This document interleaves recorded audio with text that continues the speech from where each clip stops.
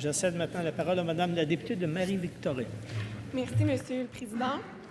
Officialisée par l'Organisation des Nations unies en 1977, la Journée internationale des femmes trouve son origine dans les luttes des milliers d'ouvrières et suffragettes du début du 20e siècle, qui ont lutté afin d'obtenir de meilleures conditions de travail ainsi qu'un droit fondamental, celui de pouvoir voter. En prévision du 8 mars prochain, prenons un moment pour nous rappeler le mois de décembre 1961, alors que la première députée, Marie-Claire Kirkland-Casgrain, fut élue ici, au Parlement. Elle fut ensuite nommée au Conseil des ministres en 1962.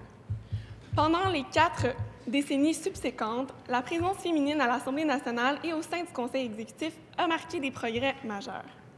Rappelons ainsi le mois de septembre 2012, alors qu'un nouveau jalon historique fut posé avec l'élection de Pauline Marois, première ministre du Québec élue sous la bannière du Parti québécois. Par leur engagement, ces femmes ont inspiré des milliers d'autres à s'engager à leur tour et à prendre la parole afin de faire entendre leur voix, que ce soit au sein de leur communauté ou dans les instances politiques, comme mes collègues et moi le faisons chaque jour. Et oui, soulignons que nous sommes plus nombreuses que jamais à siéger ici à l'Assemblée nationale. La Journée internationale des femmes est, comme mes collègues l'ont rappelé, une journée où on se doit de souligner le progrès vers l'égalité entre les hommes et les femmes, ainsi que de s'assurer de ne pas reculer en matière de droits. C'est aussi l'occasion de faire le bilan sur la situation sociale des femmes. En 2019, à l'occasion de cette journée, l'ONU exhorte leaders et activistes à penser équitablement, bâtir intelligemment et innover pour le changement en mettant en lumière les services publics, la sécurité de revenus, les espaces sécurisés et la technologie pour faire avancer la situation des femmes et des filles. Je ne peux qu'entendre ce message et inviter mes collègues à en être les porteurs et porteuses. Les travaux domestiques et des soins non rémunérés qu'effectuent les femmes équivaut à 2,6 fois ceux des hommes. Par ailleurs, seulement 41% des mères de nouveau-nés bénéficient de prestations de maternité dans le monde. Et une femme sur 3 aurait vraisemblablement à faire face à des actes de violence au cours de sa vie.